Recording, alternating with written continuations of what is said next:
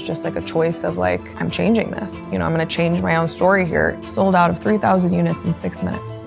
Mind blowing. I think it was the first time that I had like true like self-belief, like I can do this. Something about loving on people and watching them like evolve, because that's also why I do makeup. Like to watch a woman walk in naked and leave empowered. Everything I've ever done, I was absolutely underqualified for. It's never been about the destination for me, it's just been about moving that finish line. Somebody actually told me, Joy, if you are somebody that goes back to the same kind of environment or the same sort of story and it feels unsafe to you, your body will never be at peace. Wow. My dad wakes me up, which he never woke me up for school, and he was like, just put some water on your face, we gotta take your mom to the hospital. So I come outside and my mom's like sitting out in the middle of this field and my dad's like carrying her to the car. She's saying a lot of things that just make zero sense. I was sitting in the car thinking, that's not my mom. This week's guest is a very, very, very, very talented makeup artist out of St. Louis, Missouri. Her name is Joy Loveless. Joy is a true artist. I feel as though her name defines her. You know that she truly is like a beacon of light and love in your life. And I think that's one of the most incredible characteristics and traits about Joy. Life really is what you make of it, and Joy is a prime example of that. I hope you guys enjoy the show. Joy, Nina. welcome to Chai Tea with Nina D. I'm so happy to be here. Thank you for having me. Do you remember how we met? Yeah, I'll never forget that. Do you remember? What's your perspective? Listen, okay. Because I have a very serious. I'm so honest. All I remember really is the moment that I knew she's cool and I want to work with her forever. When was that? I was sitting in your chair the first day in your house and we were talking about manifesting. Yeah. And I was like, and here's why, because at that time, this was years ago, I was just dabbling into that. I was maybe 3 or 4 years into it. Really? Yeah. And you were talking like an expert, No, though. and I realized that you were the first person I met that actually grew up that way. And I didn't know anything else other than that.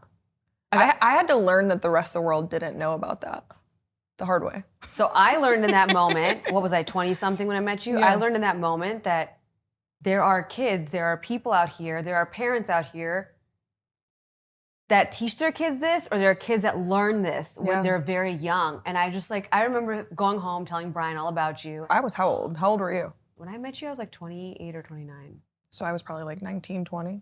Yeah. And then the way you were explaining things to me, I was like, she literally grew up this way. How lucky. That's what I was thinking. Yeah. I was like, wow. It's interesting because, yeah, I grew up that way, but as a kid, I so badly like wanted my mom to be normal. Like she would always preach like, you know, what you put out comes back, so we can't talk like that. Or she would just say these little things. Because back then, no one talked like that. Right, and nobody else understood what I was saying. And no one, yeah. Yeah, but my mom, now in my life, I'm grateful that she raised me that way. But for many years, I was like, can she just be normal? Like, you know what I mean? All right. Remind me how we met, because I don't remember like how. So this is a funny story, and actually I'll tell you, because this is a good moment to tell you. Okay. Well, so I think you emailed me, or maybe you messaged me or something, and it was about your vision. Mm. And you sent me like 10 inspiration photos, all Kim Kardashian, with curly hair, eyeliner, the whole nine, right? But the beginning of your paragraph was like, look, I've never really liked my hair and makeup. I also don't like eyeliner and I don't like my hair curly. But every inspo pic that you sent me was curly hair, eyeliner. And I'm like, okay, I don't know who this girl is, but I'm gonna have to tell her nicely that we're gonna have to figure out how this works. So I go and, so then you asked me like, how much would it be for like a 2-day photo shoot? Or was it 2 days? I think we were together. Yeah, for something like 2 or 3 like that. days. Yeah. You asked me how much it's gonna be. I quote you something that wasn't like overly high, but it wasn't low either. Cause I'm like, okay, I don't know this person. It's a 2-day photo shoot. I got to do a lot of looks. Cause you wanted like a wet look. We did all kinds of looks. We had a lot of looks. We had the best day. Yeah. But I didn't know it was going to be the best day. I didn't know who you were. So I get there. I accepted the job. You accepted my price. I show up and I meet you and your husband at the same exact time. This is at least when I thought I met you. Didn't I meet you there, or did you come to my basement first? That's what I don't remember. I think I met you there. I think I met you in your basement first. Okay. Maybe you trialed me first. I don't remember. See, this is where I like it, it's a blur. Yeah, it's blurry because there were so many moments that I'm just like, I don't know which one was first. I think the photo shoot was first, because I remember like trying to get you to trust me, and like the dynamic of me like walking you through like I'm going to put a little bend in your hair, and you being like, I don't like curls. I don't know about this. And then you, by the end, were like, I just trust you. Whatever you want to do is totally fine with me. But I remember thinking, I am so glad I took this job because I literally love her and her husband. I think they both are just brilliant, beautiful people. And we had the most fun that day. And I remember thinking like, I can't wait to like see her again. And then you started coming and see me. I started coming to see you. Oh my gosh. Yeah. And then you trusted me after that. And that's like 100%. the best thing you can ask for. I don't have to, like, I don't send you anything anymore. I don't say anything anymore. You just sit down. I just sit down. I'm like, you know what I want. Can you tell me a little bit about where you are in your career at this moment today? Currently. I think I'm not at a crossroads, but I think I'm in a space, like for me, my life has always been like, I don't move until there's a demand for something. I think a lot of people like have goals and wishes and hopes for things. I don't move until like it's barking at me. So like when I made my brushes, for example, that's because clients were like, we wish we had a brush set. Like I don't come up with a plan based on just like my own hopes and wishes. I come up with a plan based on what's being asked of me. So right now I don't have anything. So a need. Yeah, basically. So you basically solve problems. If there's a problem, that's the only way I've been successful. You solve problems. Okay. Yeah. But right now you are currently your makeup artist. You have a product line. Yep. And I'm an educator. You're an educator. And you have artist edit as well. Yeah. I own a makeup studio where other artists work. So I help coach and develop them as well and help guide their careers. You're literally, I wouldn't consider you just a makeup artist. You're a businesswoman. Yeah, absolutely. Like 100%. Well, the truth is you can only do so much forward-facing work, and at one point you're capped. So I just said, how do I take makeup and find different avenues to make money? And I just... You went with it. Kept rolling with them. Tell me a little bit about yourself growing up. I don't know much about your childhood. So my mom and dad met in middle school, actually. My mom moved away, my dad moved away, and then they reconnected in their early 20s. They got married in Vegas and had me 2 years later. My dad was previously married and had 3 kids, so I have half siblings. And my mom, I was her only child. So they were together for close to 17 years. My childhood itself wasn't bad. It just, we faced a lot of things that I think aren't necessarily normal. My mom, I don't really openly share this, but she struggled with her mental health my whole life. So she's manic depressive and bipolar, which I didn't realize until I was around 11 years old. And the secret was kind of like out. And my dad finally told me like, hey, I kind of spent most of my life like taking care of your mom, but we've just kept it a secret from you. How did the secret come out? Like, she was in a manic episode and I saw it, and it was hard for my dad to be able to take care of her and also explain to me what's going on.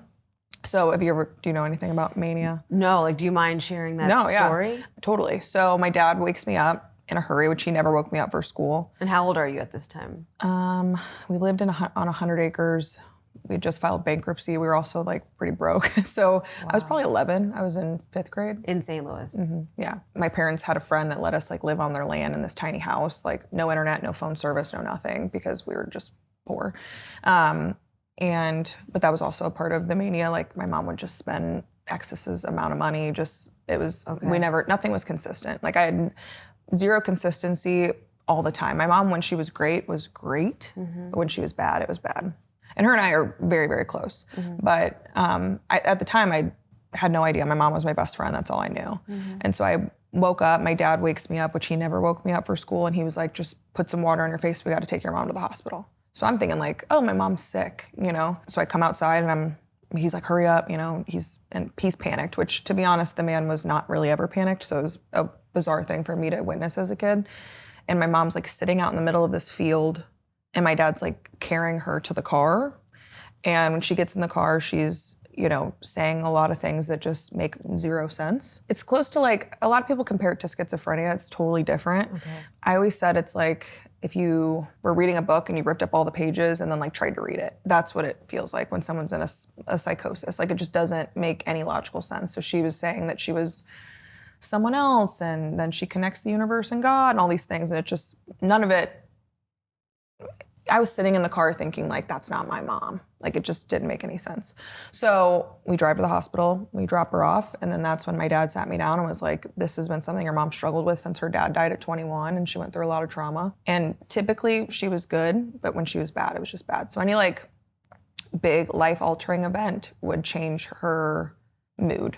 And so as a kid, I started monitoring my mom versus my mom monitoring me. As much as I wanted my mom to take care of me and be my mom, I instantly, and at 11, I was like, that's my role now. Like, my job is to watch you. You have that in you. Yeah. You have very motherly instincts. Even though you're much younger than me, you have a very like caring, like, are you okay? Super empathetic. Very empathetic person. And I caught that about you instantly. Yeah. Like, it was there. I think that's what makes me excellent at my job is I'm constantly like chiming into like what someone else needs and just fulfilling that, like in any capacity. Does that make sense? Does that make you a people pleaser? Absolutely. I'm a recovering people pleaser. I'm really trying to be better. Do you feel like you know how to receive too, though? Yeah, I'm getting better at it. I'm in a chapter of my life where I've realized that I struggled setting boundaries for a very long time, and that it's, it's okay to ask for what I need as well, especially if I'm somebody that gives so freely. Like, it should, it's only right that I can receive as well. Yeah. So your dad tells you this about your mom.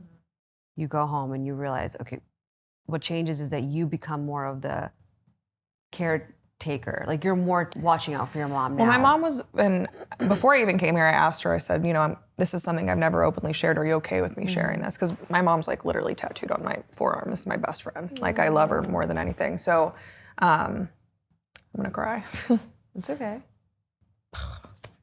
Sorry. No, it's okay. I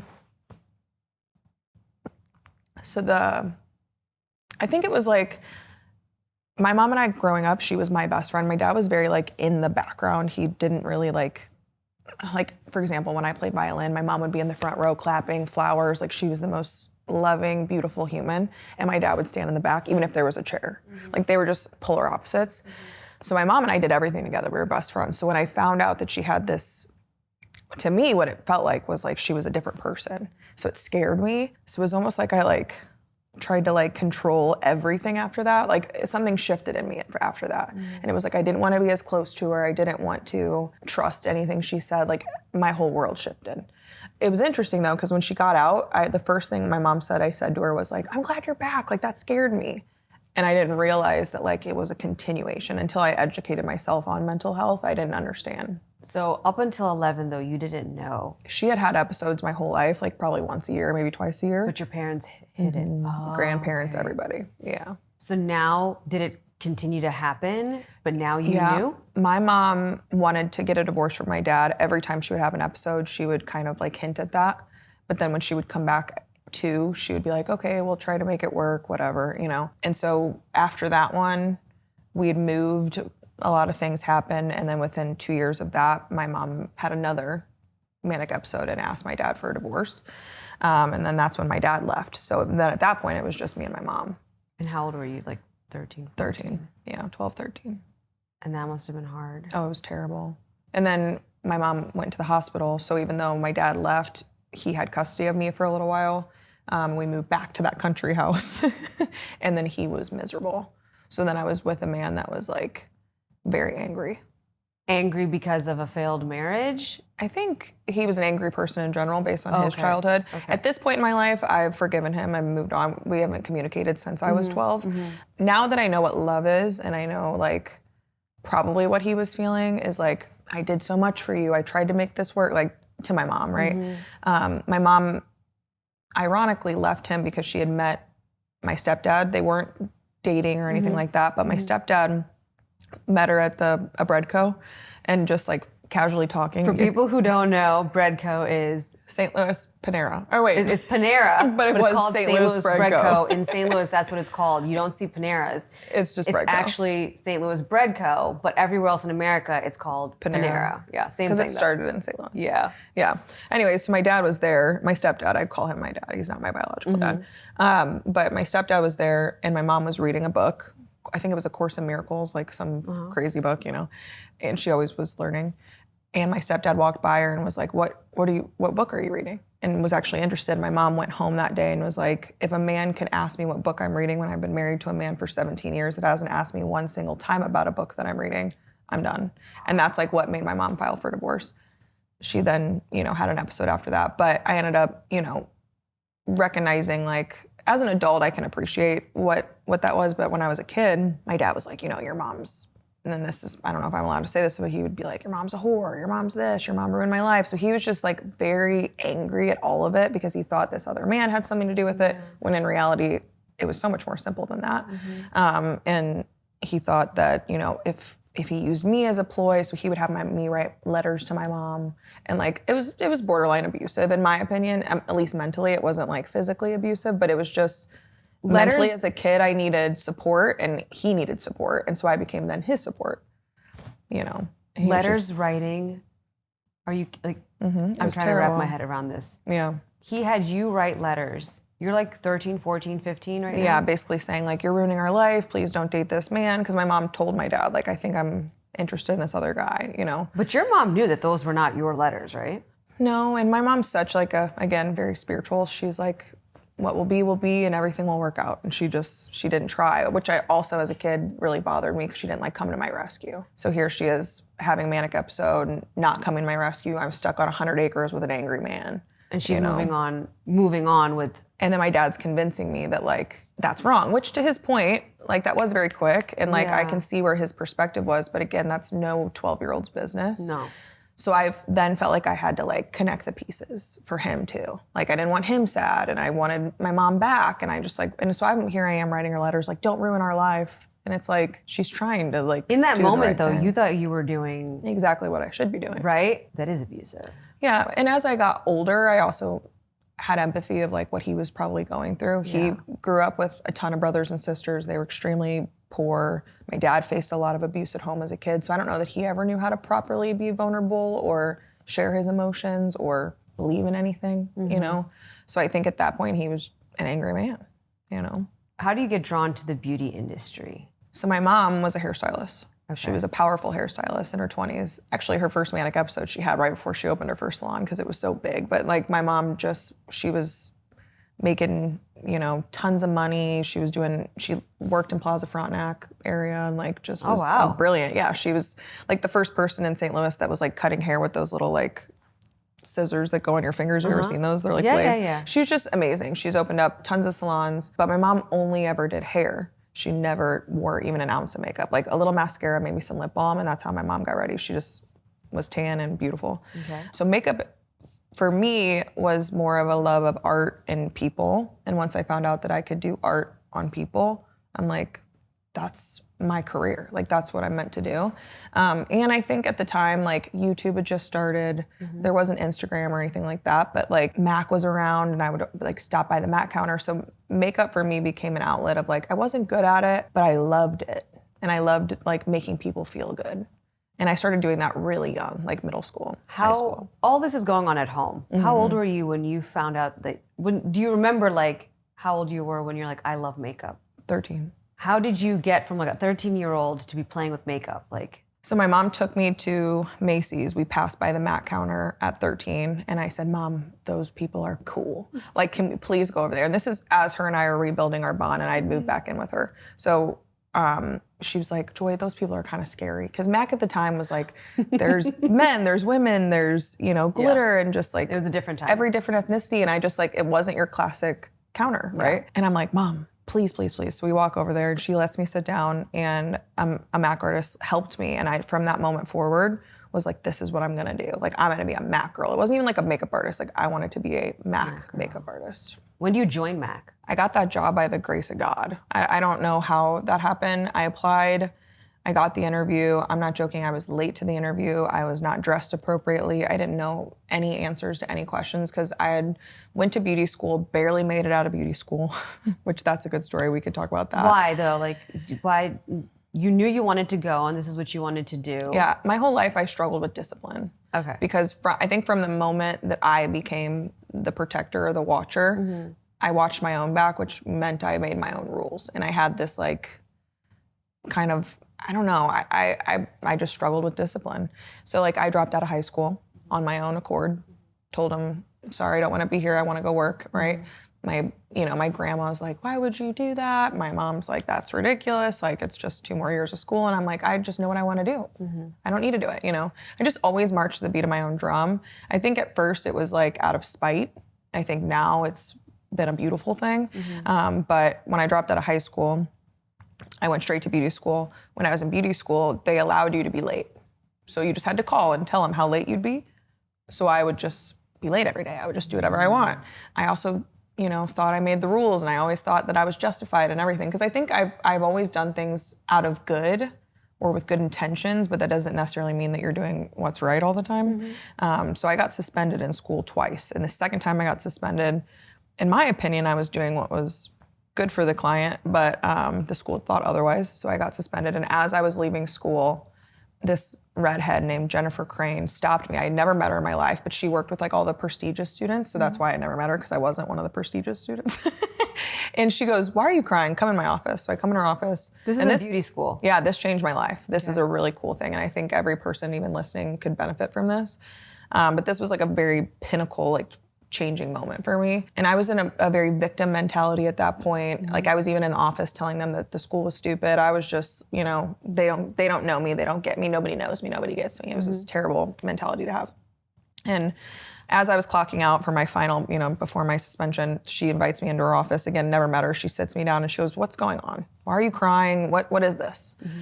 And I just said, I feel like nobody gets me, and like, I'm never going to make it through this. And like, this is what I have to do. But, I'm just spilling what happened. And she goes, "Okay, well, we can't change your suspension, so you got to go." She goes, "But I'm going to give you this notebook." And she hands me this notebook and a black pen.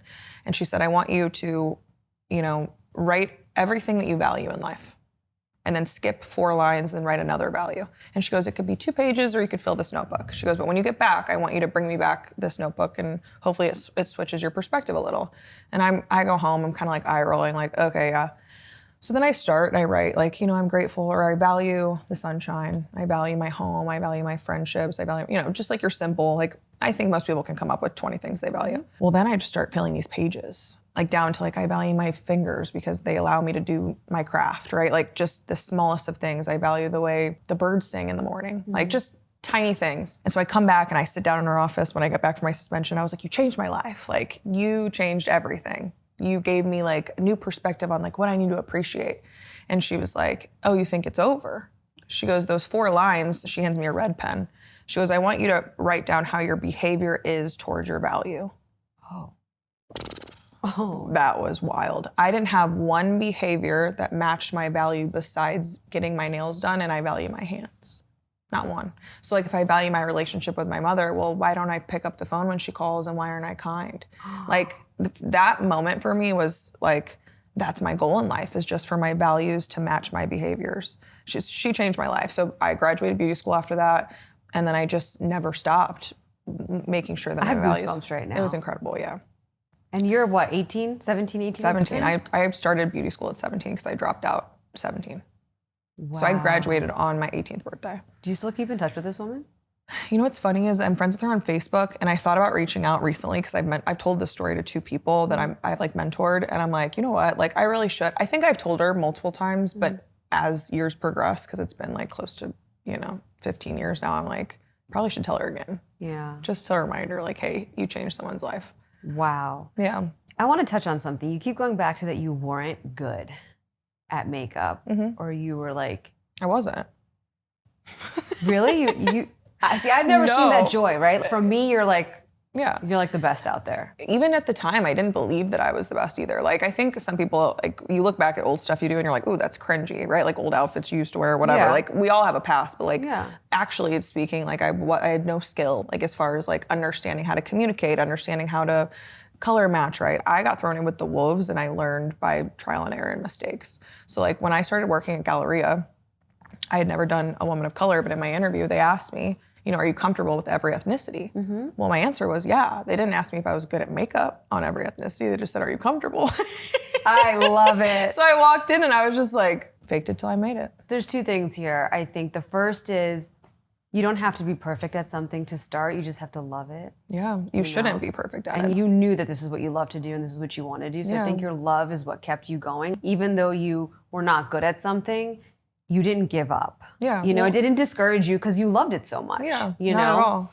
And then also is that like when an opportunity presents itself, take it. Take it. My best friend always says, Joy, everything you've ever done in your life, you were never qualified for. And at first that really hurt my feelings. But when I look back now, I'm like, damn, she's right. Like everything I've ever done, I was absolutely underqualified for. You know, I think anyone who's very successful, especially entrepreneurs or people who chart their own path like you did, away from traditional school and like doctor, lawyer, all that stuff. I don't think any of those people are qualified on paper. Yeah. It's that they have so much passion and grit that comes naturally to them that nobody can outwork them. Nobody can outpassion their stuff for what they do. You know what I mean? Like, so I feel like that's what makes a winner. Well, when you have your own like back, you'll never meet somebody more powerful than that. Like I had my own back, and like it's never been about the destination for me. It's just been about moving that finish line and like enjoying to live, or like enjoying what I'm doing right now, not thinking that it's something next. And I think that's what's made me successful, is like I just worry about the right now and the foreseeable, you know, small future. And I just move to the next thing based on demand, based on feeling, based on intuition. But that trait of yours right there also prevents, you know, a lot of people have this like analysis paralysis. Yes. Oh, I have to like, this is my goal. Like it's up here, right? It's too big. It's too big. And then they just sit around and they have all these great ideas, but they have no action behind it. Yeah, see, I don't even try to come up with ideas. I let ideas be told to me. Again, my brushes. Problem, solution. Yeah, that's the best way to do it. For me, at least. Like even the artist edit, we had a huge problem. I had a ton of makeup artists that had nowhere to work. And I'm like, I can fix that problem. Wow. You know? Can you describe your journey working at Mac, like when you first started? You think you're unqualified, okay. You know, I absolutely was. Okay. Like, again, I showed up to this interview. I was ill-prepared. They asked me if I was punctual. I'm not joking. I thought that meant, do I know how to punctuate? Like, that's how underqualified I was, okay? And the lady was like, at the very end of the interview, she was like, you know, just so you know, like, a lot of people want these jobs, and I had to apply at Mac like 4 or 5 times before I got the job. That's how she ends my interview. So I get in the car and I'm like, this was my whole plan, you know? So I called actually my mom and I said, I guess I'm gonna have to join the military or something, because we don't have college money. Like I dropped out of high school. You know what I mean?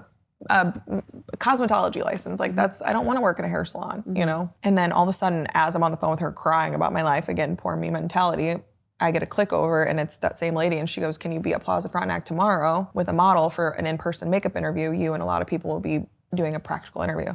And I'm like, yeah, absolutely, I'll be there, right? So I go to this interview, I bring my friend who I don't really think she understood that it was an interview, and she is like being picky and like wiping the makeup off, and I'm like panicking, trying to get her to like understand. She's your model for this test, so to speak. Yes, and she's wiping it. And everyone else has like their best friend and their friends are just sitting there, and I'm like panicking, right? And at one point she got up and like wanted to pick her own blush out, and I'm just rolling with the punches here, you know? And at the very end, they're like, you know, Joy, can you please stay after? We need to talk to you. And I thought they were gonna get mad at me for how she behaved, because she was the only one talking, moving, walking around. Everyone else's models were silent and like following the rules. And she literally goes, do you wanna be full-time or part-time? Oh. I said, what do you mean? And she goes, that's how you service a client. Like you didn't give up. And she was like, I can, she's like, is your skill where it needs to be? Not even kinda. She was like, but I can teach you that. I can't teach you how to be a good person. And she was like, and I can tell that you know how to service people, like you care about people. And I'm like, yeah, you're right, I do, you know? And I do have a lot of patience, and like, wow. I know I'll be good at this. I'm not a good makeup artist. I believe that I have people's best interests at heart, which is really the key to sales in my opinion, right? So I start at Mac. I'm at a counter that is the top volume counter. Artists that have been there for 5-10 years have clientele out the woozah, and I'm like the little white girl with like blonde hair that like still wears bows in her hair. Like it was terrible. And I'm just like, I don't know where lipsticks are. I don't know the names of anything. But I mean, when I say I just over time learned, like makeup artists would pick up the lipsticks and like know the names. And I remember thinking like that was so cool. Mm-hmm. And then within 3 months, I'm doing the same thing. You're doing the same thing. And it's just like, I didn't give up. I was determined to be what I imagined I would be. Did you like work your way up in Mac, or like how? Oh, absolutely. I don't know how that works. Within 1 year, I had applied for like to be like a third key, which is considered like a manager's assistant, like 3 or 4 times, never got the job. And then I had an MRO who was essentially somebody that runs the state that really believed in me. Okay. And she was like, you're young, but like I could see you running a smaller volume counter than the one you're at. I just didn't want to leave the counter I was at, but it was a lot higher volume. And so she was like, would you be interested in moving counters? And I'm like, okay, yeah, I guess for growth I will. So I downsized encounters and managed a team of 3. And then within a year of that, I brought that counter up like 127% above our LOI, almost doubled our income for that counter. And then they promoted me to go to a different counter and a different counter. And the next thing you know, I'm like a part of training with Mac and training with my trainer, which is then became my goal. Like I wanted to train the makeup artist that worked for Mac.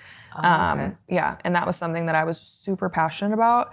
And then Mac kind of missed the train of social media, and the company itself kind of started to go down. They were number 1 in the world for a very long time, and then they didn't jump on what they should have. What year was that when they didn't pick up on the social media stuff? I honestly, everything's a blur. Probably 2017, maybe 18. Was it? It was like right around the time when, because I remember, Like Instagram started becoming cool. I remember that because it was like right around the time when Morphe became a thing. Yes, right around the time I met was you, I feel like that's when Instagram was like blowing up, sort of. It was. Like, you know? And Mac, you're right, wasn't going, because They didn't even have Instagram. They didn't have YouTube. They didn't jump on anything because they had been number 1 for so long. They thought we don't have to pivot. Yeah. And they were mistaken. They didn't do influencer marketing. They didn't jump on anything that they should have. So how many years did you work at Mac? I started at 18. I left at 26, so about 8 years. 8 I guess, years. Is that 8 years? What year did I'm a you... makeup artist, not a mathematician. You know? What year did you leave?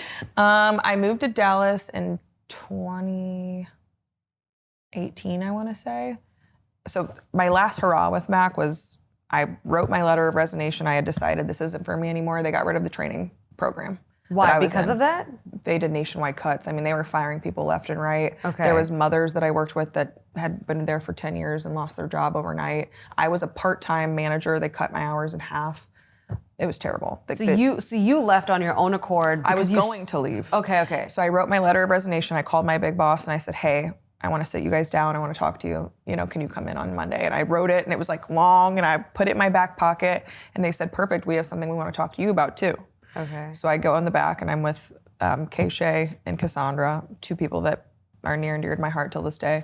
And they said, you know, there's this store opening in Dallas, Texas. It's the first makeup store with Mac. It's a pro store, which is already like top of the top. But also it's gonna be the first one that does hair and makeup. And they need licensed cosmetologists that have training experience, that are good enough to work at pro and that are willing to move. And I said, I'm all those things, but I don't know that I'm willing to move, you know? And they said, before you quit, just try to apply for it. We think it's a perfect fit for what you're wanting. And I said, okay. So I applied for it. I honestly didn't think I'd get it because they got to pay for you to move. They got to do all this stuff. And so I didn't really practice for the interview or like look up anything specific. And I just was myself on this interview, like borderline, like probably inappropriate at times. Like they were like, what would you do if one of your staff members smelled, right? Like there's a textbook way to answer that. Yeah. And then there's like an authentic way to answer that. I just went with the authentic way for everything. Okay. And they called me back the next day. They're like, we love you. Can you move here in 2 weeks? I'm like, I own a home here. Like, what am I gonna do? So I did. I packed up all my stuff into a box and I lived in a hotel for 3 months with my dog. And I ran a team of, I wanna say it was close to 45 employees. I was one of the youngest on staff, but I was their boss. It was a pro store, so most of them they were tenured. They'd been there forever. And I knew nobody. I didn't have one friend in the city. And here I am like opening a concept store and like learning to lead all these people in a stronger way. And then I actually met the global, not the US president, but the global brand president of Mac, like had dinner with her and like gave her the 4 Agreements book and told her she should read it. So to me, that was the pinnacle of like the top of my career. Wow. Yeah, so I did that for a year and a half. Would you say that's when you felt I made it? You know, I thought I would feel that way and I didn't. I want to say yes to that. Like when I got the job and I like packed up all my stuff, got ready for my first day, I was like, this is it. This is the moment I waited for. But then like the finish line just moves again. Do you know what I mean? And I just didn't. Yes and no, to answer your question. I think it made me realize that I have so much more to do, not with this company. Does that make sense? Like it was the top for that company. And I think for a long time, they gave me my stability and I had a lot of motherly figures there and it was my family for a long time. They held me accountable and they gave me discipline that I didn't have. So I think for my youth, right, because I basically stopped doing anything besides working from 18 till I was 26, 27. So it's like they held me accountable and I thought without them, like I might go back or like not be as good. Like without them, you know? And I think I realized very quickly, like, it's not them that makes me powerful, it's me. And my clients told me that for a long time. Like, they were like, why do you work here? Like, we love you. We would pay you whatever kind of money you want. Like, just, we need you on Saturdays. And I couldn't do anything on Saturdays because I worked in retail. So you were starting to have all these realizations in Texas while you're opening up this concept store, and you're what, 20 something? What happens? My dad had a heart attack. And when I say my dad, I mean my stepdad. And I think it put in perspective, like, how I'm just a number there. Because when I asked if I could go home, it was met with a lot of pushback of like, you don't have the hours, and if he dies, you can go, you know, you could take a bereavement leave. Because it was, I did have to go away for a while. I would have had to get on a plane, fly, all these things. Course. 2-3 days, right? But the answer was kind of like, no. And I basically told him, like, this isn't, it made me realize, like, as much as I value this company and it will always be a part of me, I'm not met with that same, it's still a company. They right? don't care about you the way that you care about them. You know, that was an eye-opening perspective for me to have, because I never felt that way before, and I just went anyways. And it also put in perspective, like, how important my family is, and then it put in perspective, like, how, you know, I think when you're from a small place like St. Louis, you're like, I want to be anywhere but here. But then when I left, it made me realize, like, how beautiful and magical that little space is. And how different the people are there. And just like, I needed to get out because I learned a lot about myself, but I also realized, like, my home is there and I want to be near my family. I don't want to do this anymore. I don't know what I want to do, but I don't want to do this. St. Louis is very homey and cozy. It is cozy. And loving. And the people are unique. The people are unique in a good way, not in a bad way. And it's just, it's still unlike any city that I have lived in. And I've lived in a lot of places. And I feel as though even today when I go back, I mean, I was there for 5 or 6 years, I think I lived there, but very pivotal moments in my time of life, okay? Lots of learnings, lots of ups and downs. Like, trust me, when I think of St. Louis, I think of a lot of bad things that have happened to me when I was there, but it's not anything of St. Louis's fault. That was my life. I think it would have happened anywhere. St. Louis is like a hug. It like holds you, teaches you things, molds you. Then you leave because you think you gotta leave. Yeah, you're like, forget this place, it's terrible. And then you realize, oh, but it's like what I needed all along. And I had no plan. I didn't know what I was gonna do, but I just knew, like, you gotta go home. And I think at first I thought I was like blowing my life up and just starting over, and like I battled with, do I do that a lot? But really I think it's more so like I'm unapologetic about what I know. And I just knew in my gut, like, I mean, my grandma was calling me, telling me, like, you just moved there. I bought a house. Like, I literally bought a house in Texas. I had just like nailed up the last photo. And I'm like, I don't care. Like, if it doesn't sit internally, I can't fake it. And like the second I realized I'm coming home, like every friend was like, you need to give it another year. My mom's like, this is crazy. My dad's like, please don't come home because of me. And, you know, and I'm like, I don't care. I'm done. I'm coming home. I know it. Like, if I sit here, it'd be for you or for you or for me, I can't, you know?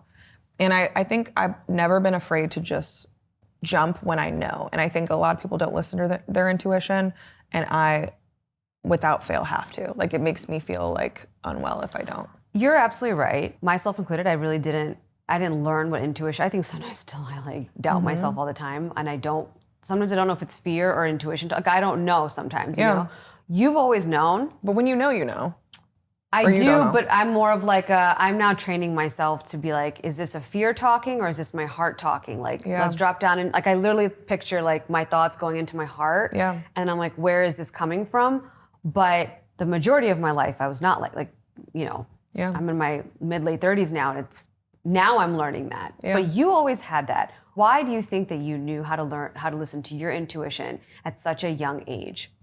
Already. My mom was so nurturing. I hate that we started this by saying that she had, you know, because she's struggled with her mental health, but my mom is the most brilliant mind in the world. And so as a kid, I was like 1000% nurtured for anything. So like, if I was crying, it was never like, quit crying. It was like, well, what are you feeling in here? You know what I mean? Like that, as a baby, like that's how I was talked to.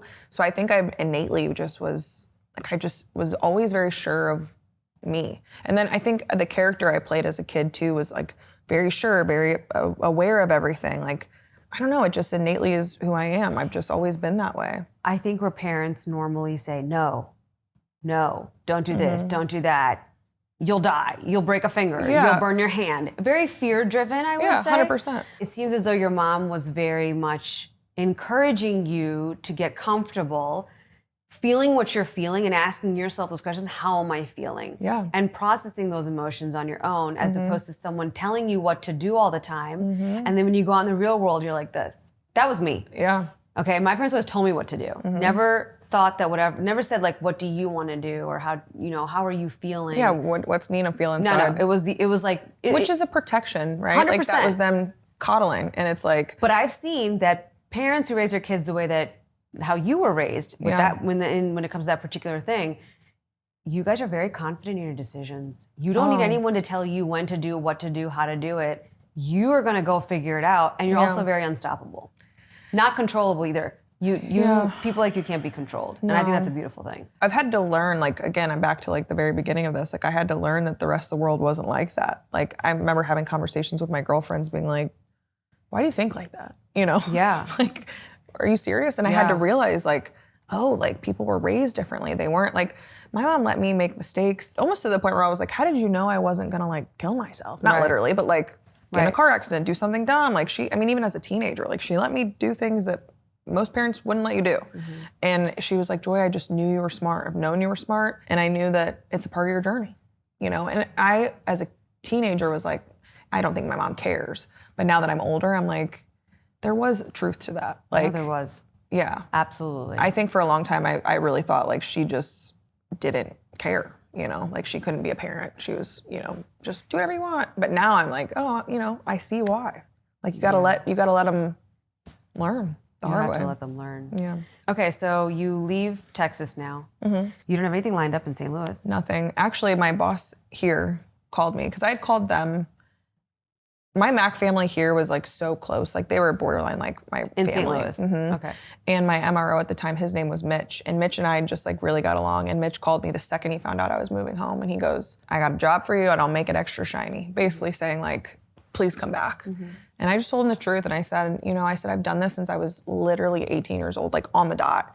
I said, I've worked hard. I haven't had any fun. Like I don't really want to have a plan right now. I kind of want to I didn't say this, but in my mind, I was like, I just want to let the universe like tell me what I need to do. But even when I packed up my house, like I didn't even bring my makeup kit with me because I didn't have intention of doing that. I just needed a break, Really? And so I came back. I had my personal makeup, but not like my professional kit.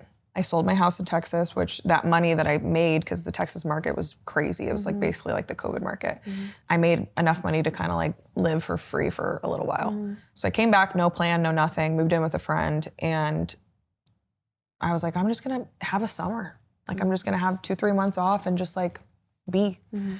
And sure enough, within 2 weeks, people were finding out that I was back, just like Instagram, Facebook, whatever. And my phone just starts buzzing. Can you get me in on Tuesday? What's going on? I have a gala on this day. Like all my clients, they didn't forget that I existed. And I thought they would have because I was gone for 2 years, I'm like, weird. So then I started doing some of my favorite clients, whatever. And then I got my first like bridal inquiry. And then I was like, oh, I don't do bridal, And she was like, but would you? And I'm like, I could try, And then she was like, oh, I also have bridesmaids. So then I ended up calling 2 of my friends to help me on this wedding. Yeah. And the next thing you know, we're a bridal team 5 years later, and this is like, this is what, 2018? I wish I had all the dates. I couldn't tell you. Probably 19. 18 or 19? It was right then when I met you. 18, yeah. That's you knew me when I finally got myself City House, which is the first place I moved to and started doing makeup out of my basement. Wow. Yeah. So now you're basically stepping into entrepreneurship. Unknowingly, but yes. Unknowingly. How are you navigating? You're okay with leaving, I see that. But you now don't have the stability of Mac behind you. Yeah. Every penny, every dollar you bring in is literally up to you, right? There's no brand behind you that's luring people in. It's Joy. Joy is the brand at this point. I told myself if you can make $51,000, which is what I made at Mac as a manager at the time, if you can make that, that's all that matters. So once I hit 51,000 on my own, I stopped looking at the income. Because I knew that I was making enough to pay my bills, but I didn't know quite how much I was making. So I just stopped looking at my monthly income. Once I hit the 51, I was like, okay, so we're good, right? So let's just say it's the first full year. I didn't look to like the end of that year and I made $150,000. I didn't have a bookkeeper. I didn't have somebody tracking. I wasn't paying monthly tax or, quarterly taxes. I wasn't doing anything right. But I just knew that if I could make even double what I made or even just 20,000 more, like it would be worth it. And I saw that number, Nina, and I looked at that and I was like, I've never seen 3 numbers in there, and this is out of my basement. Like a South City, 800 square foot, gravel, long driveway, ugly basement. It was not ugly. I've been there. I made it good, but like I bought that house specifically because it had a door that the customer could just walk Separate directly door that we could in. walk in. Yeah. But I wasn't proud of it. You know what I mean? I was in a small way, but like I have always wanted to live in a place like this. Like that when you envision these sort of things for yourself and then you're in that, you're like, okay. But I've never let that discourage me. I still did the best I could. No. What sacrifices do you feel you had to make so far up until that journey when you're doing things out of your home? Sacrifice I had to make a lot. I mean, I sacrificed my entire youth, it felt like. You do feel that? Yeah. I mean, the cool thing is I did get to break the rules when I was young, right? So I was out partying, doing fun things. But at 18, I stopped going out. Like all my friends started to go to bars and do all this stuff. And I was like, oh no, I have a full-time job.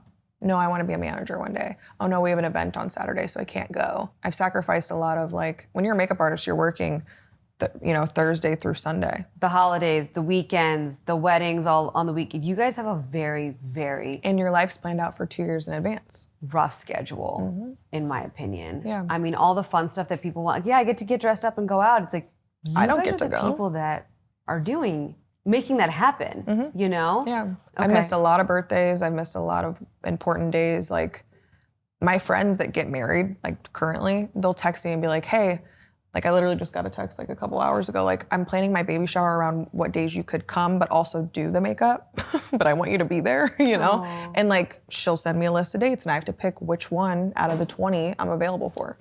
So I now think I have a good work-life balance, but I sacrificed a lot of just normalcy, I think. Because there's a beauty to a 9 to 5, right? Because it's guaranteed. I get there at 9, I leave at 5, I clock out, they don't need me.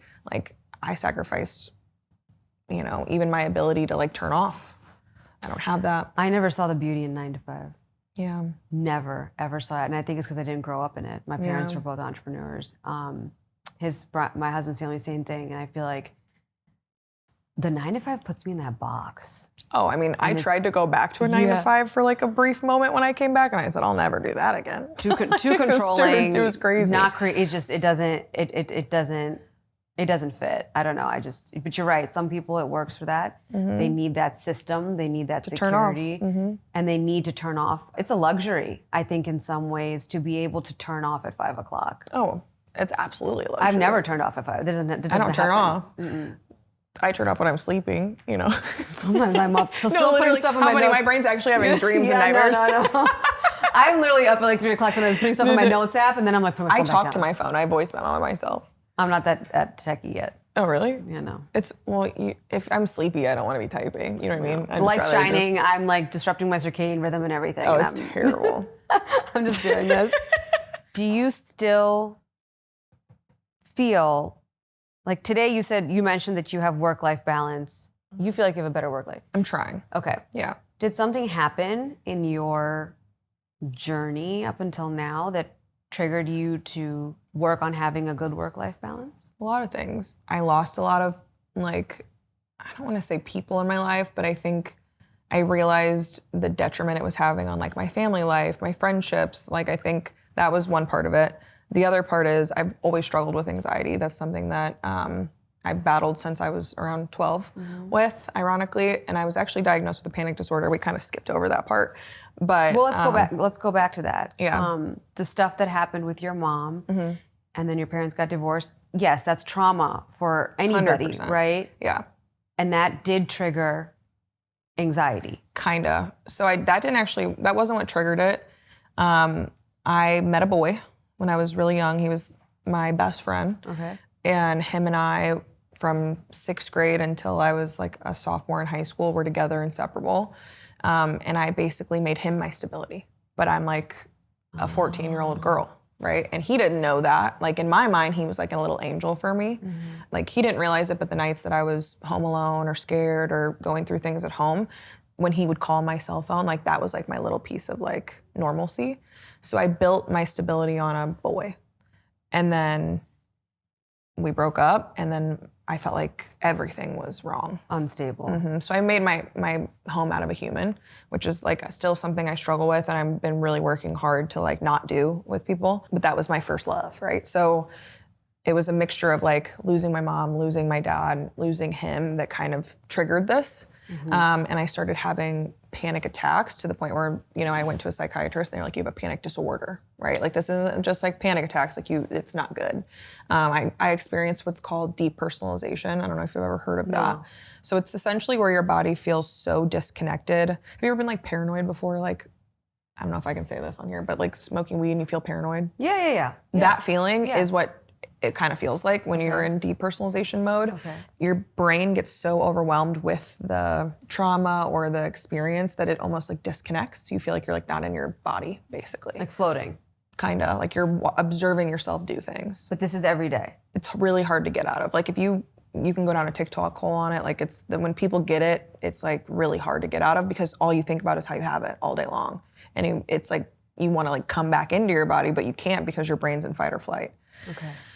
So they're telling me this when I'm young, and something internally told me like change your environment, like change everything, like change your friend group, change what you're doing, change it all. So that's honestly why I dropped out of high school. It was a combination of a lot of things. I wanted to work, I wanted to make money, I was experiencing that. I didn't want to keep surrounding myself with the same people, the same environment. I just needed like a fresh start.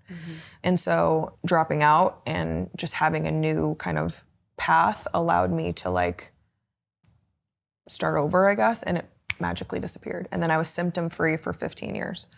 And then last year in January, I started having severe panic attacks again. So that was like a big wake-up call because now I run a business and I have a team and people rely on me. And I like it freaked me out even more because I knew what happened when I was 15. It took me 6 months to feel normal. So here I am, like, you know, newly engaged, have people that rely on me, and I'm like, I can't do this again. I can't feel like this. Can you share what triggered that? When did you say it happened? A year ago? 2 years ago? January of last year. So my soul dog died. Baba? He died on Christmas morning. I think he was the final straw. I think it had been building. So I was in a relationship with somebody that I think I knew internally was a beautiful person, but not my person. I think that opening a business made me have to become a different character that I wasn't used to being in people's lives. Everything in my life had challenged me to be more than what you were. Yeah, and I think it really pushed me, and I just kind of felt like, again, I had to control everything, and I couldn't. And I think it was just a combination of opening the business, knowing that I have to play this different character, I have to step up to this plate. I put a lot of pressure on myself. And then, you know, the being engaged, knowing that it wasn't necessarily right, but not knowing if I should make that choice. And then my soul dog dies. And he was like, kind of like the boy when I was young, like my last thing I kind of relied on, you know? And I just snapped one day. I just woke up and I started literally having panic attacks. And when you have panic attacks, it's hard to explain to somebody that doesn't experience anxiety, but it is like you feel like you're in a crazy car crash or like you're in a plane that's going down, but really you're just like walking around Walgreens or Target, you know what I mean? And like nothing's wrong, but you feel like something terrible is happening. And just to make sure, like I know this and we're gonna get into this, but last January when this happened, you have a product line out, you're a makeup artist, you do weddings, you are a full-blown businesswoman at this point. So it's like, I am not that same 15-year-old girl who can just live like this. Yeah. People depend on me. I can't just drop out. I can't just.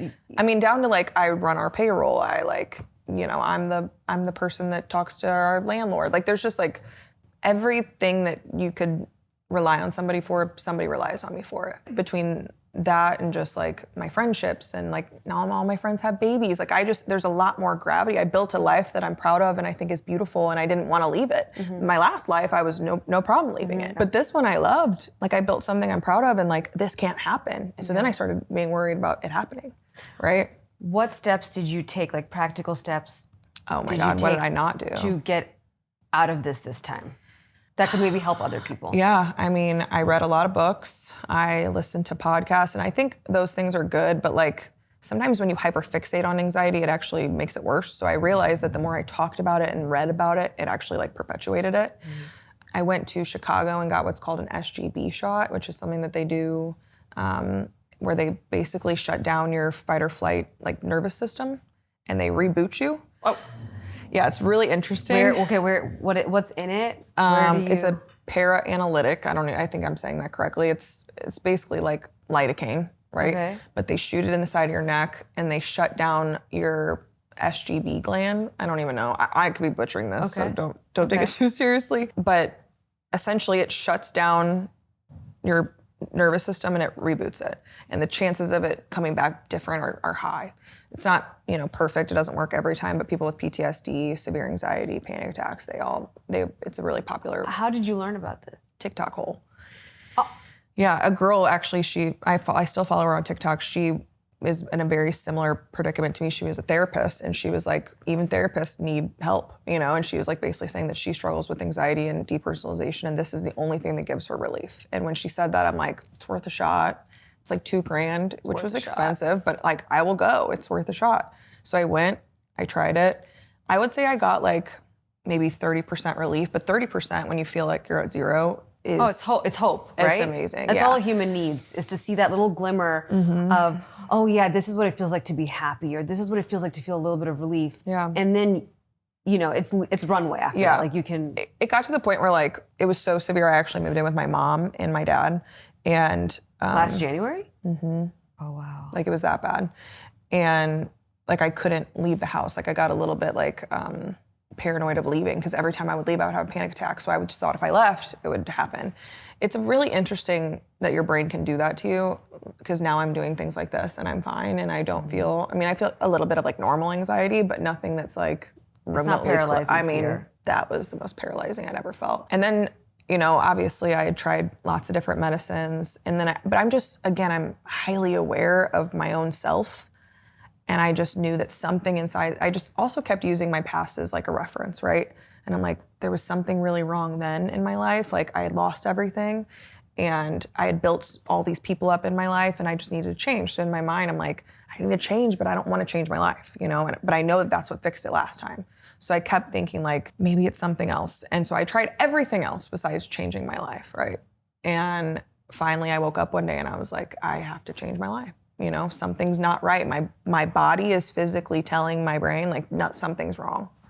So I just started changing it. I stopped working as much. I, really looked at my relationship and said, it's not good for you. It's not good for me.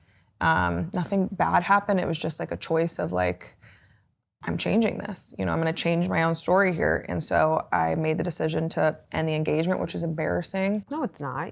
Yeah, on a surface level, it is. Deeper, I'm not embarrassed at all about it. Yeah. It was the right choice for us both.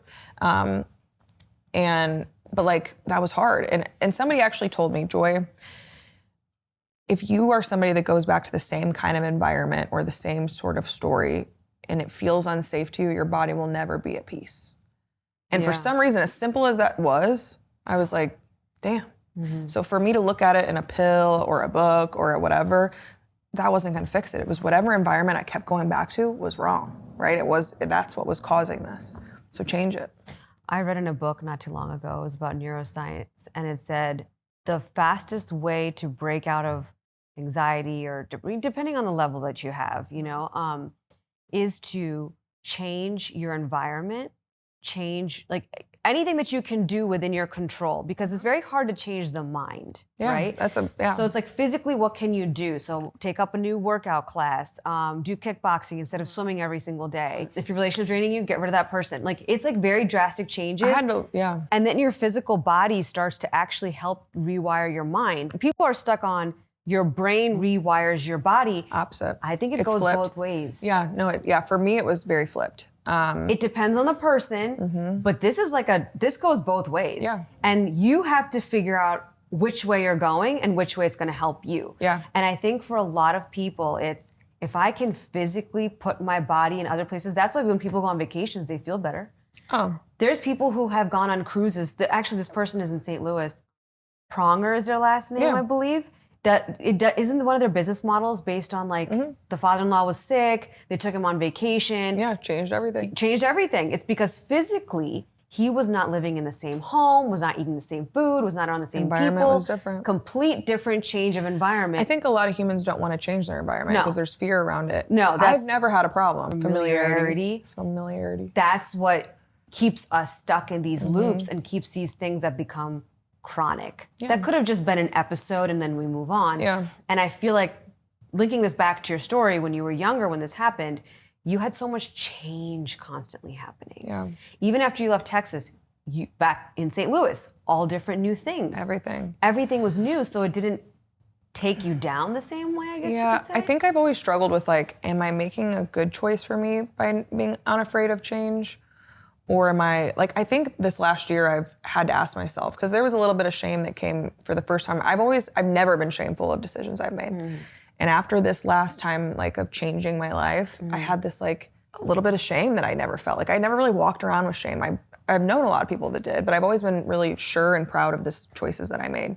But I think for the first time ever, I felt like, was that right? Was I just like reaching, like, you know, not in a regretful way, because I still totally believe it was the right thing.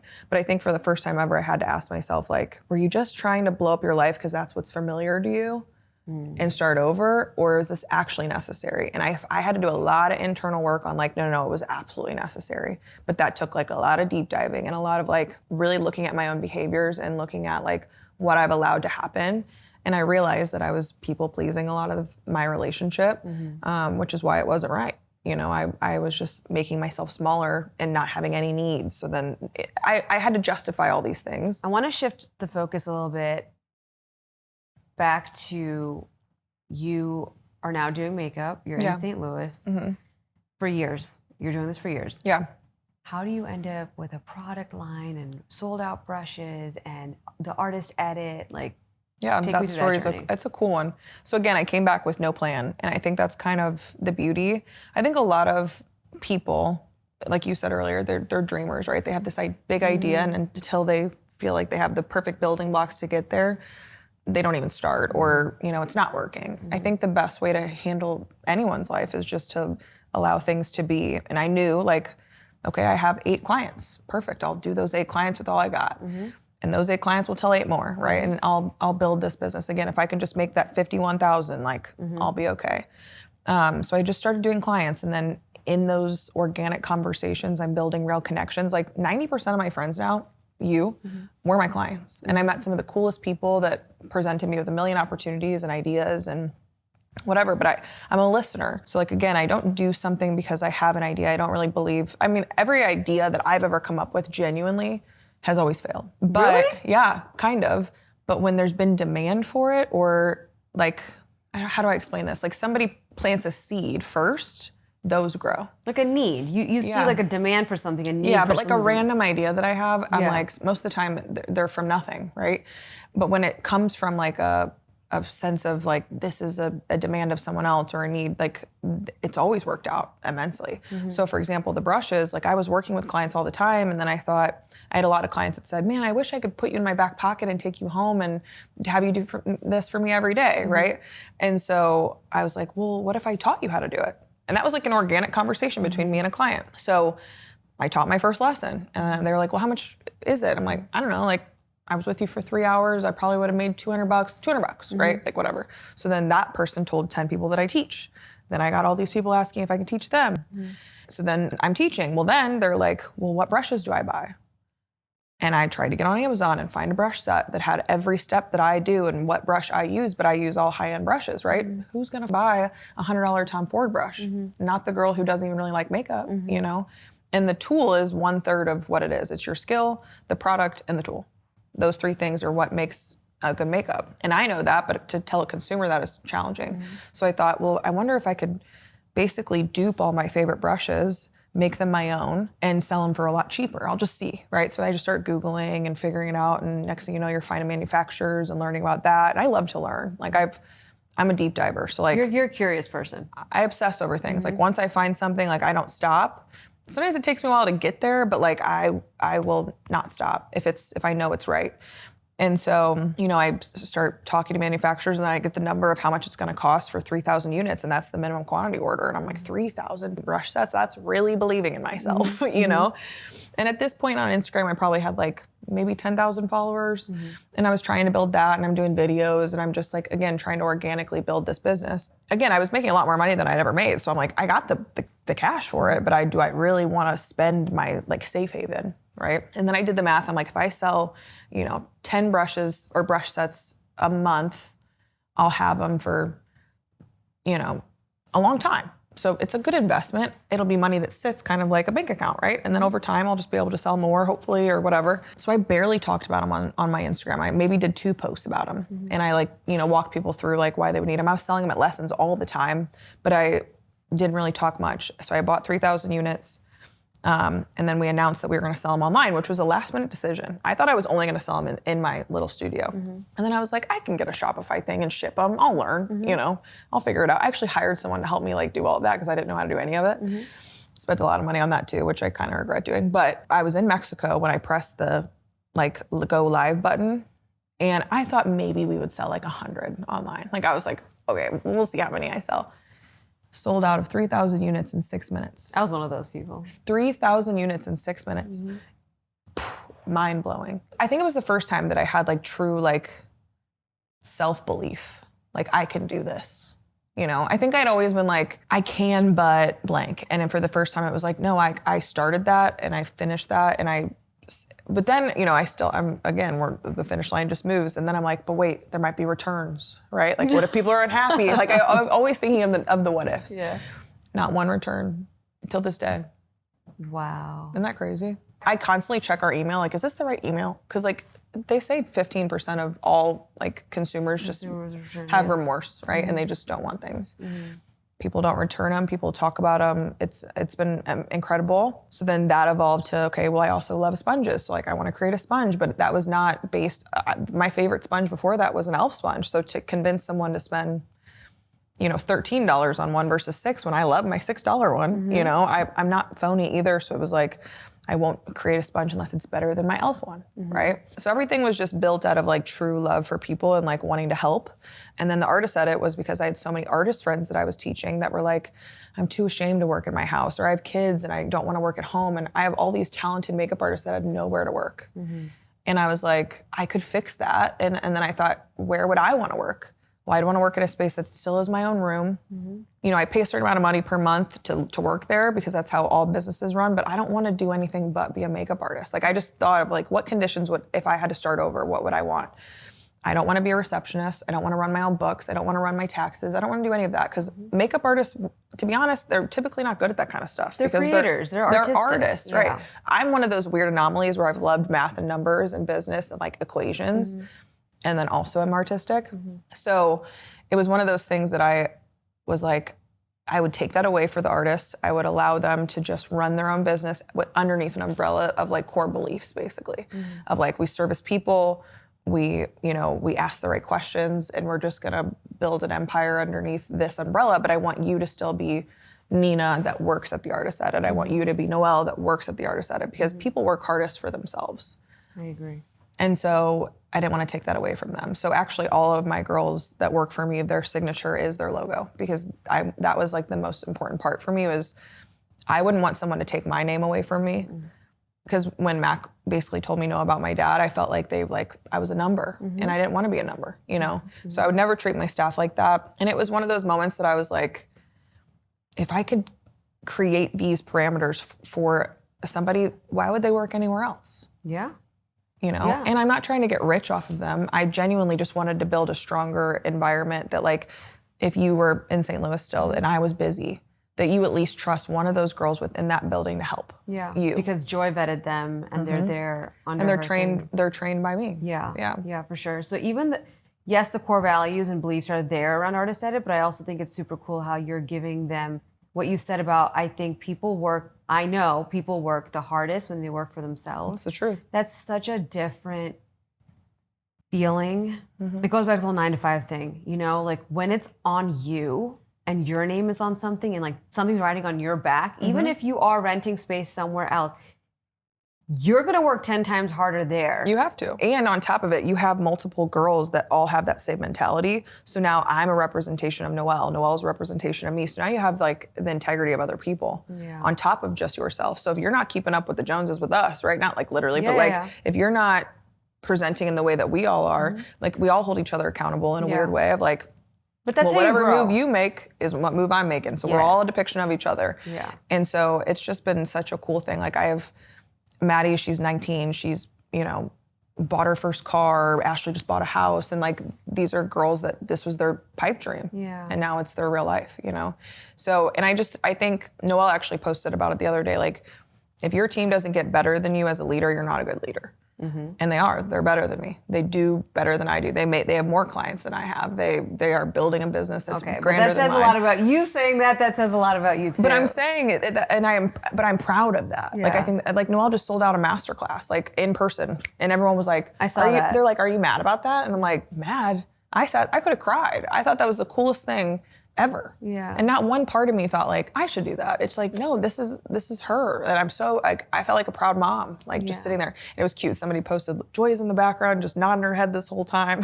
Because everything she was saying, I'm like, yep. It was just so cool that like, I could give a little piece of something to them, you know. But that's also saying something as like an artist that you got to share all the things that you know. That took me a long time to build. That took you a long time to build. Now sharing with other people who have these same dreams and same visions for themselves. Yeah. You know, like nobody does that these days. Not a lot of people. They don't have time. Let's put it that way. They don't even want to make the time. Yeah, and I think a lot of people, to be honest, are not grateful. And I think I have a good depiction of character, and I don't have one girl on my team that doesn't wake up with a grateful spirit. Yeah. And otherwise, I don't think I would be so willing to share. Yeah. You know? What has been the most fulfilling part of your business? Watching my team grow. Really? Yeah. You'd think it's like money, or it's like, you know, when I'm selling out a product, like you'd think it's all those things, because again, those are finish lines that you're like, once I get there, but like truly it's the phone calls like, Joy, I've sold out my masterclass. Like something about loving on people and watching them like evolve mentally, physically, emotionally, financially, whatever, is like what drives me. Because that's also why I do makeup. Like to watch a woman start naked in front of me, insecure, all these things, and then get up totally transformed. Like it's a very quick turnaround. It's a quick turn. It's a very like immediate reward type of situation. And I've sat in your chair, so I know what that feels like. They walk in naked and they leave it empowered. And it's to do that long term for somebody is truly what drives me now.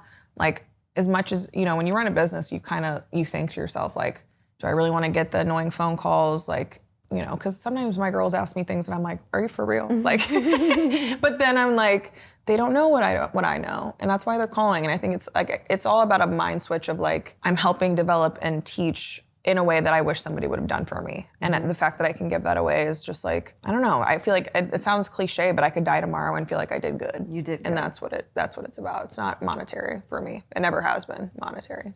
What challenges do you still face in building your brand and your companies? I think because I'm so like, Noelle, my business partner, always says, you're for the people. Like you're always for the people and you're not for yourself at all. I've struggled with being selfish in certain degrees. And I think there's a certain part of a human that should be, again, boundaries, things like that. I always looked at business like, you know, I want to treat them the way I'd want to be treated. I want to have the top 10 producer person with my space. So this is how I want to treat them.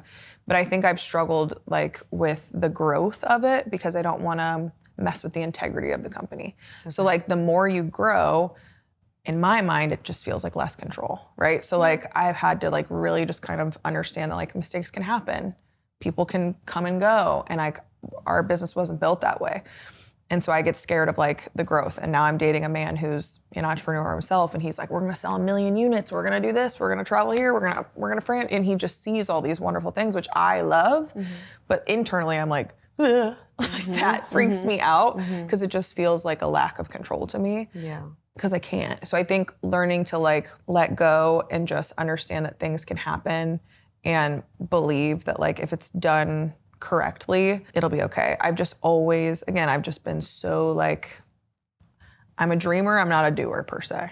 Like until there's a super demand for it, I don't know. So like unless Miami was like, we need a makeup studio here, I don't know that I would come do it just to do it. You need to like. It's like I need to know it. You need to know in it. my soul. Yeah. And so I know that the challenge is like, they're all very technical. So like if I wanted to sell more products, I'm gonna need to get into like ClickFunnels, Amazon, like understand, maybe hire more staff. It just, and all of it feels like it's not necessary because it's not what feeds my soul. Do you know what I mean? Yeah. But I know that like if I want to build it bigger, that's what I'm gonna have to do. But I don't know that I want to build it bigger. I do, but I don't. I think the one thing that I do know is that I do believe that there could be more than one artist edit, which is why I didn't call it the Joy Loveless Salon. Right. We named it the Artist Edit because I knew that eventually I won't be able to be a part of it, right? I'm not gonna be a 6-year-old makeup artist, hopefully. So the goal is to be able to put them in different cities and give artists home in other places. I don't know when that will happen or how. I'm not like jumping on it at this moment, but I think long term, that's why I chose not to like brand it as me. That's actually very smart. Well, and I was told by a lot of investors, because I actually met with investors before I opened my business. I ended up not using any sort of investor, not even a loan. I paid cash for it with the brush money, which was really cool. Wow. But when I met with them, they said, that's dumb, you should call it your own name. You're the one with the hype, you're the one that people want to see, you should be doing that. And I just stuck to my guns on it. I said, I'm not doing that. No, because again, now you got girls working underneath my name. Yeah, no. To really, really scale a business, yes, for immediate return for those investors, they need Joy Loveless's name. Yes, that's 100%. True. But to grow to the level that you have the potentially grow to and what your vision is, no, I don't think that a name necessarily is not the only way to do it. I think 100%. it's better your way because you have so many other people involved. Yeah. Well, there's so many different girls in each. I'm not gonna be able to do it in another city. So like if there's one here, there's gonna have to be another girl who wants to run the same business I have, and I hand her an FDD and I say, here's the business, run with it, you know? And just trust that the systems I built and the processes that I built work, right? But they're gonna need somebody like me maybe, but not, I can't be in 10 places at once if I wanna grow. What is like a major misconception people have of your industry that bothers you or that you want to like help? Like outsiders or insiders? Like people that are in the industry or people that observe the beauty industry? I think people in the industry, I think this is actually one of my biggest pet peeves, is they believe that it's just about the art. Like that the skill level is all that matters, right? So I've met a million talented makeup artists in my life that have no personal skills as far as like communication goes. And they're not booked, they're not busy, they're not anything because they're not realizing that they're selling themselves, right? Like your skill can be great, but then you need to work on supermodels, right? Your skill's all that matters. They're not a paying client. I think communication, if I'm not, I would say it damn near makes up 80% of the customer's experience. And like, cause I've given subpar makeup before and the customer loves me. And it has nothing to do with like, the physical skill. I think that gets you in the door, but like what keeps you and builds you a business is being a good person, understanding how to communicate, understanding how to really talk to what a client wants. And clients don't speak makeup. Like you earlier, you're like, my eyeshadow always kind of turns purpley. Why? I had to educate you and like, and say it in a kind way, not in a, you know, how do you not know this way? And I think a lot of artists just get stuck on like this, like just the art of it. And it's so much bigger than that. And it's interesting, like when we go teach newer artists classes, they hyperfixate on products. Like they'll raise their hand and be like, well, what product is that? And I'm like, babe, the product doesn't matter. It's how I'm applying it, with what degree my hand's at, and you know, with what tool. But you're not paying attention to that. You just care about they think the product is gonna change it when it's so much more than that. So that's my first pet peeve or misconception, I think, is just communication. And I think from the outside, from like a consumer's standpoint, is that it's like a superficial industry. When really in reality, like I meet women, again, that come to me borderline naked and they're trusting me to like transform them into what they are imagining in their head, which I can't see, right? So it's like I'm a shot in the dark to make them feel their best.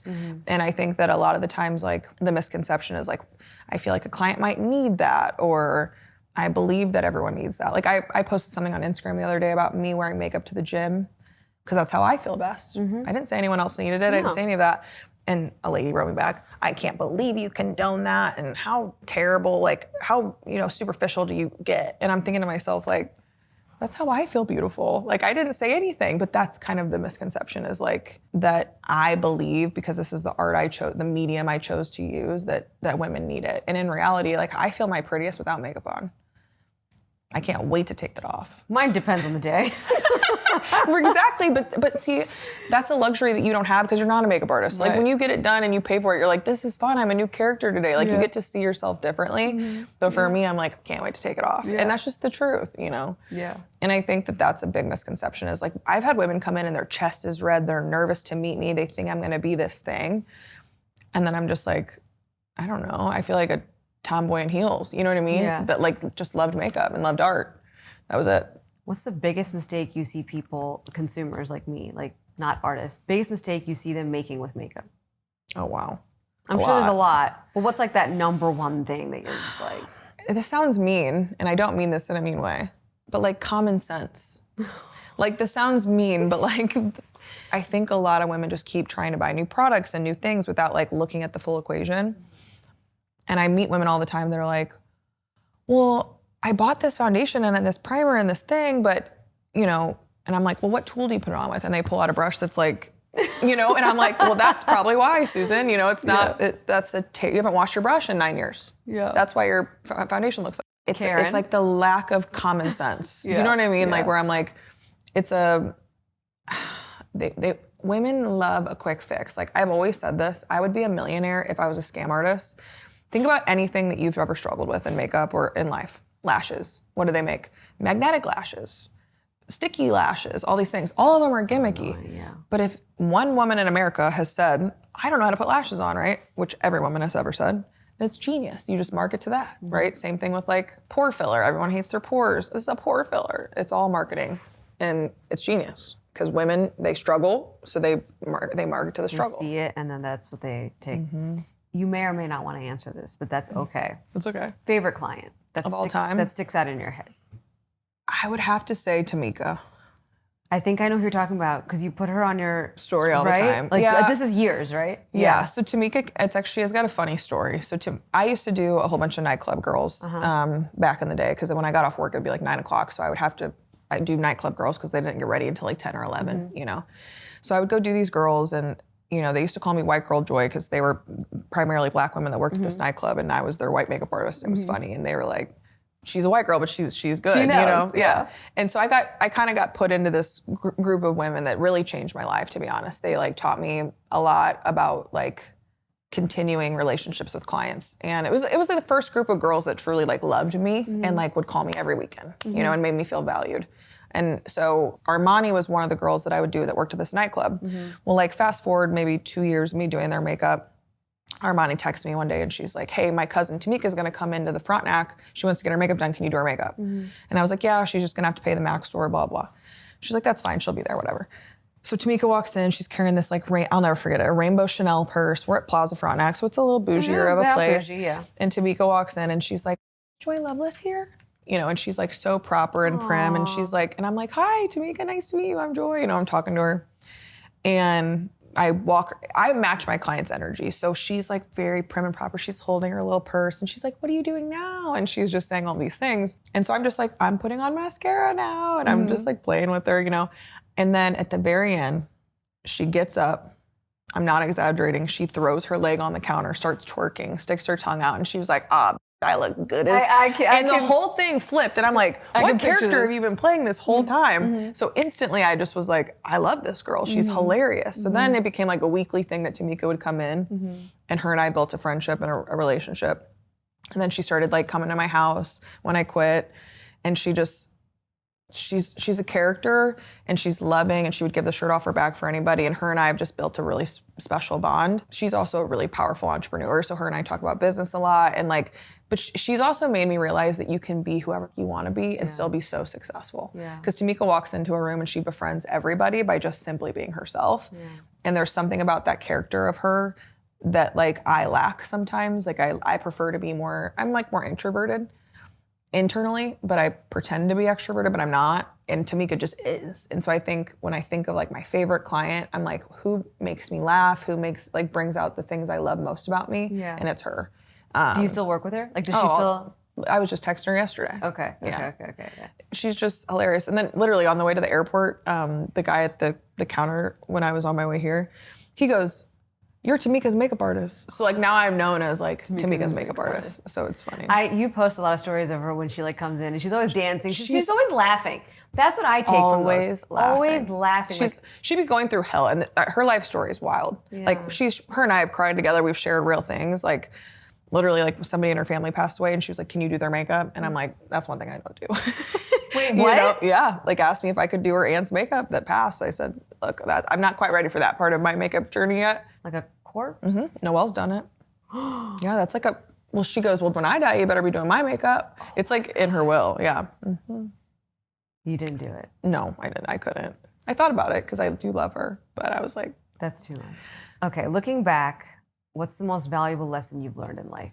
I think to carry back to like the one thing that really changed my life was making sure your values match your behaviors. I think that was a very life-altering thing for me. But I think if I had to like pick an overarching theme of my life, it's just like, don't be afraid to like make a choice for yourself. And just like, you are the author of your story. And like, yeah, every chapter might not be your favorite to read, or it might not be your favorite to even write. But like, you control all of it, you know? I don't know that that's a lesson per se, but it's just like acceptance of that, like, we're here, we're going through this, and everybody loves a good story. So like, make your own, you know, and just acceptance of that versus like, I feel like for a long time I like repelled anything that was like bad. And now I'm like, it's okay. Like, life gets better, things change, things evolve. Yeah, like not be so resistant, right? That's something I've been turning the leaf on to, like stop resisting every little thing. You know? I resist everything. It's okay. Like, oh my gosh, you know, one thing went wrong, or like this person's pissing you off. So like, it's like, I did too. Like I have this like very resisting personality. Yeah, I don't know why. And I'm just like, now it's like, you create more stress for yourself that way. Anxiety, all kinds of things. Stress, and like that takes energy. That's actually very hard. You're exerting a lot to keep up on that. Like I think it's very hard to keep resisting something. I actually think it's easier to let go.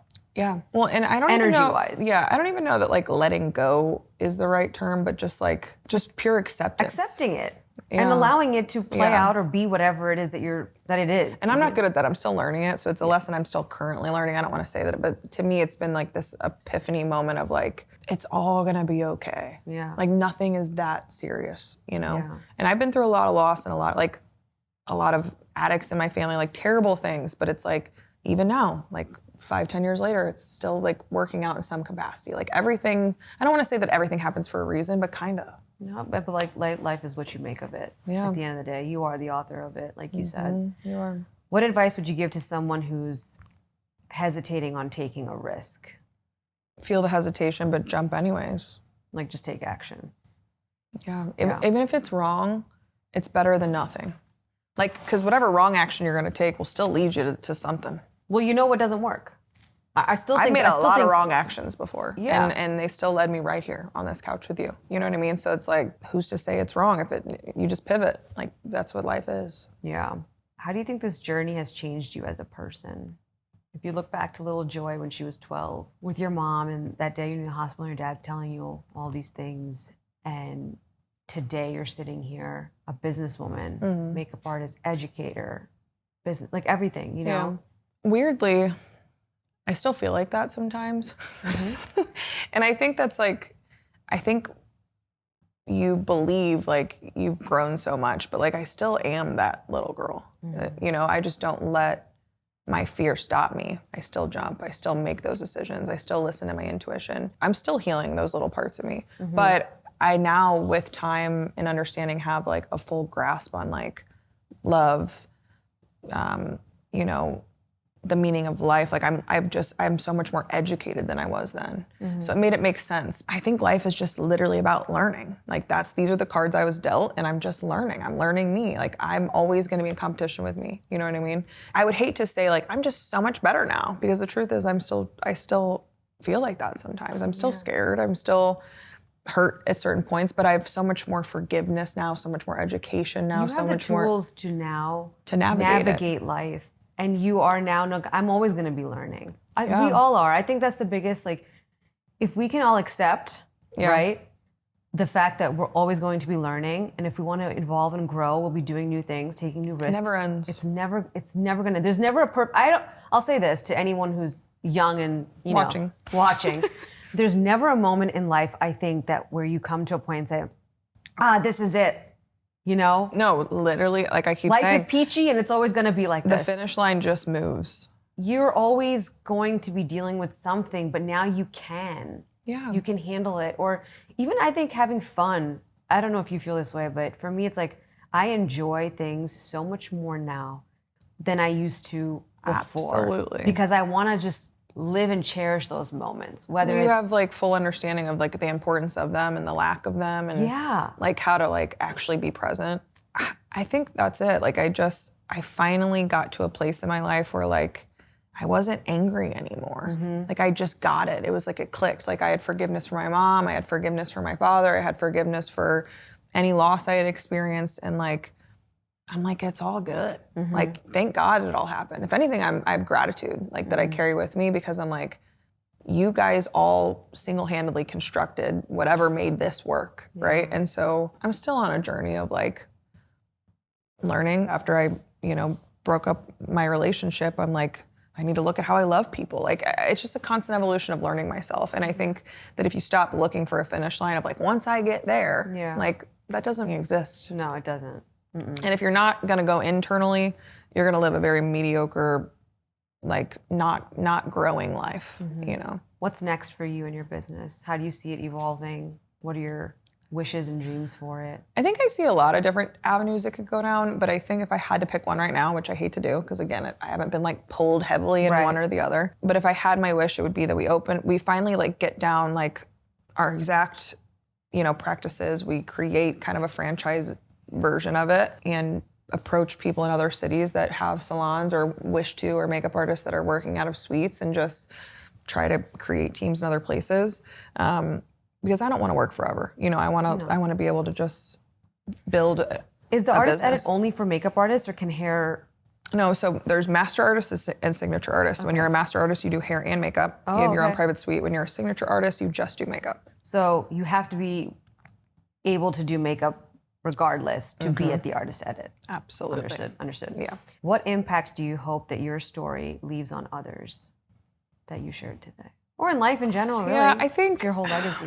I think that's always been my magic, is I'm unashamed of like what I have been through, because I feel like that's what relates people. Like that's what, like the truth. Like, for example, I'm hanging out with my boyfriend's friends this weekend while we're here in Miami.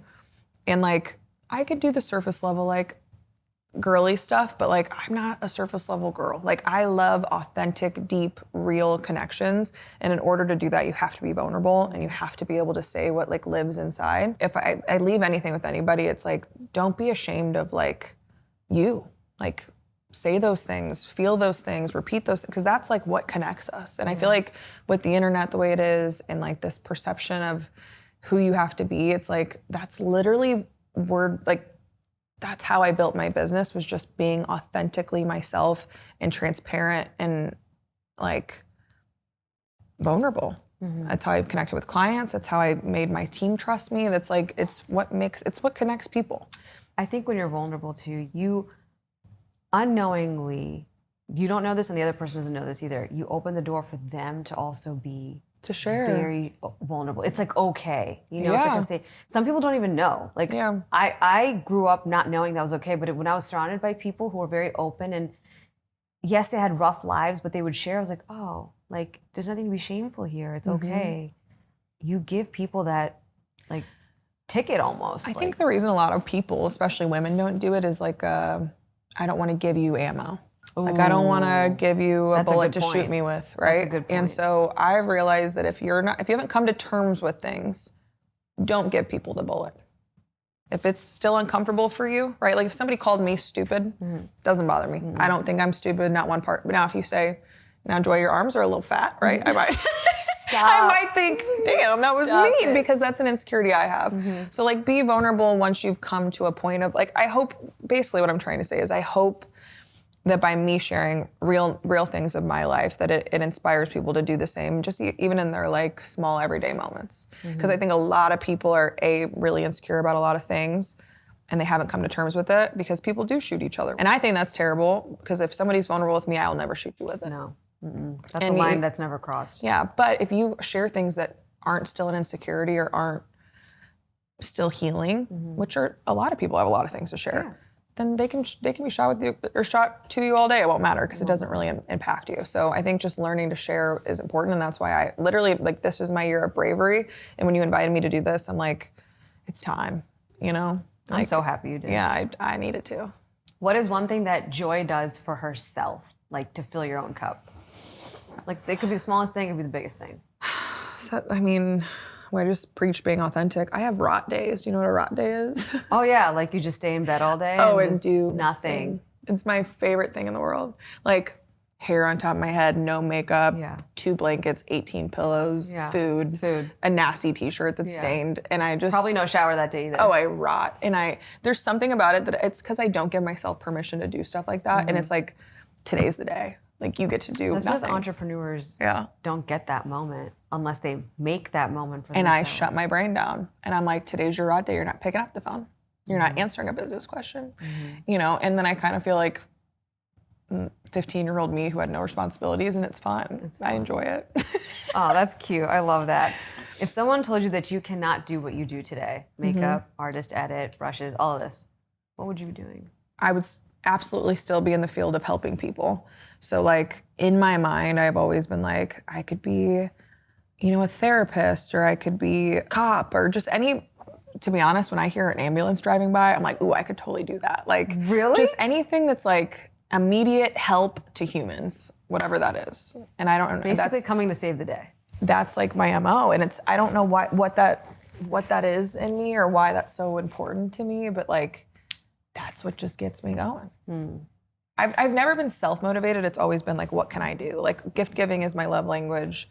Loving on humans is what motivates me to do anything, really. That's so beautiful. Yeah, I think that's or I don't know, maybe like have a dog farm.